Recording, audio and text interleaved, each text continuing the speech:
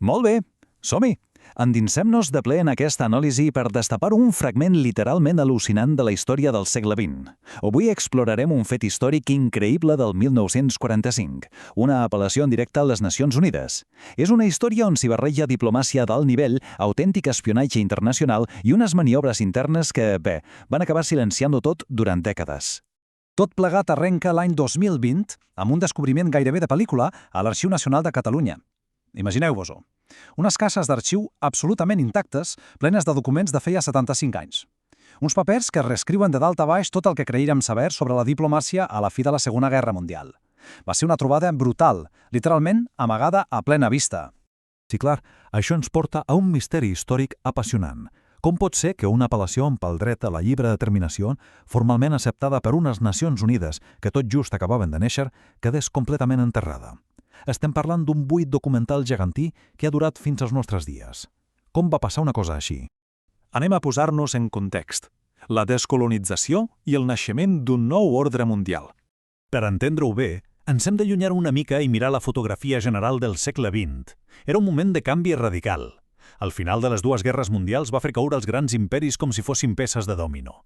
Llavors, moltes nacions no reconegudes van veure l'oportunitat de buscar empara legal en les noves aliances internacionals, des del discurs de Woodrow Wilson el 1918 i la Societat de Nacions, passant per la Carta Atlàntica del 41, fins a arribar a la creació de l'ONU el 45. El món s'estava reordenant per complet. I aquí ve un detall fascinant, que sovint passa desapercebut. Els exiliats catalans van ser dels primers, de veritat, dels primers, a picar la porta d'aquestes institucions per reivindicar la seva identitat nacional. Ja el 1919 van enviar el text What Says Catalonia a la Societat de Nacions. Després, el 24, hi va haver una apel·lació oficial de 71 diputats. I tot aquest esforç constant va culminar en un acord conjunt basco-català al 41 per internacionalitzar els seus casos. Bàsicament, tenien una estratègia diplomàtica molt ben trebada. Passem ara a un capítol que sembla tret d'una novel·la d'intriga. L'espionatge a Nova York i la connexió directa amb l'OSS. Aquesta part de la història és increïble.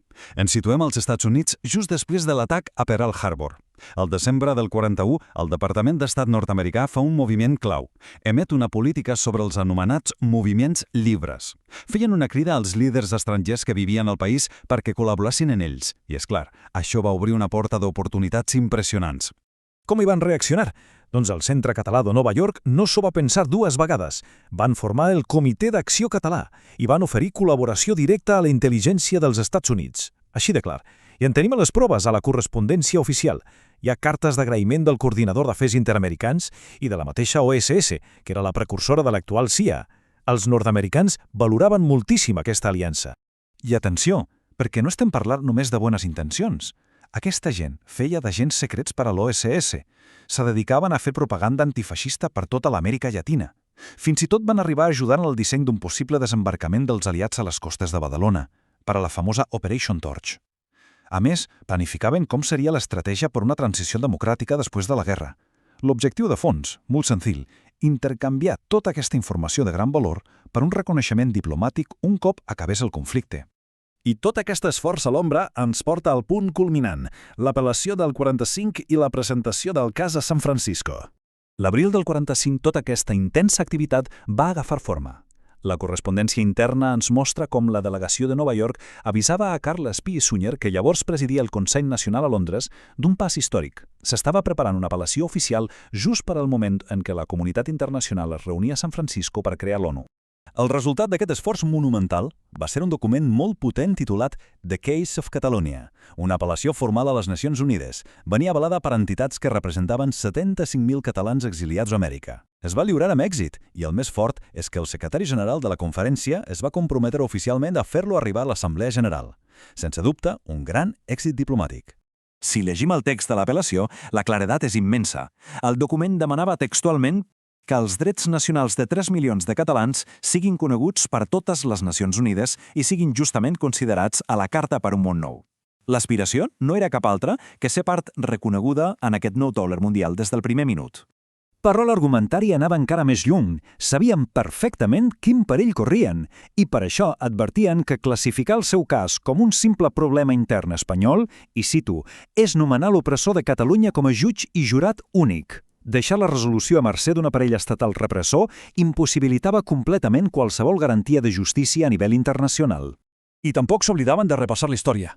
El document afirmava amb contundència que la falta de llibertat es devia, literalment, més que a derrotes militars, a reiterades dissorts diplomàtiques. Feien referència directa a moments clau com el Tractat d'Utrecht del 1713 o el Tractat de Versalles, recordant com les aliances internacionals ja havien sacrificat els seus drets abans. Era un avís per a navegants. Fixeu-vos molt bé en aquest punt de l'escrit, perquè és el rovell de l'ou. L'apel·lació deia clarament Franco és l'actual tirà, però alhora advertia que la caiguda de la dictadura no ho solucionaria tot.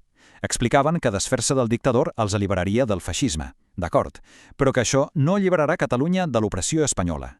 Aquí assenyalaven el problema d'arrel, l'estructura unitària de l'Estat en si mateixa, independentment de si prenia forma de monarquia o de república. Així doncs, arribem al desenllaç d'aquesta història. Si tot anava tan bé, per què es va silenciar tot plegat? Aquesta és la gran incògnita. Com és que una apel·lació que va ser rebuda amb èxit a l'ONU va desaparèixer de la memòria col·lectiva? Doncs per un gir de guió que ningú s'esperava. Mentre des de Nova York lluitaven a fons per la lliure determinació, a Londres, Carles Pi i Sunyer i Josep Tarradellas van fer un cop de timó brusc. Van optar per dissoldre el Consell Nacional i formar, en lloc seu, un govern a l'exili que era purament autonòmic i republicà. De sobte, l'estratègia global topava de ple amb una visió totalment regional. Les conseqüències van ser catastròfiques per al projecte. Aquest canvi d'estratègia des de Londres va deixar la delegació de Nova York completament sense suport, fent que perdessin tota legitimitat diplomàtica davant dels nord-americans. Aquell document històric del 45 va quedar literalment tancat amb pany i clau en un calaix. Sorprenentment, a les memòries de Pi i Sunyer no hi ha ni rastre de la feina d'espionatge ni d'aquesta gran iniciativa diplomàtica. L'any següent, tot l'esforç va ser substituït per un text molt més suau on simplement es demanava l'encaix dins d'una futura república espanyola. La veritat és que descobrir com es van amagar aquests documents ens fa pensar molt. Ja no parlem només d'uns papers antics. Ens deixa amb un interrogant absolutament fascinant. Quanta de la nostra història global s'ha perdut i continua sota clau, no pas per la força dels adversaris, sinó com a conseqüència del silenci de les disputes internes d'un mateix moviment? Ens demostra clarament que de vegades, quan les visions de futur xoquen entre aliats, s'acaben esborrant de la història oportunitats que eren monumentals. I bé, quina lliçó per no oblidar, oi?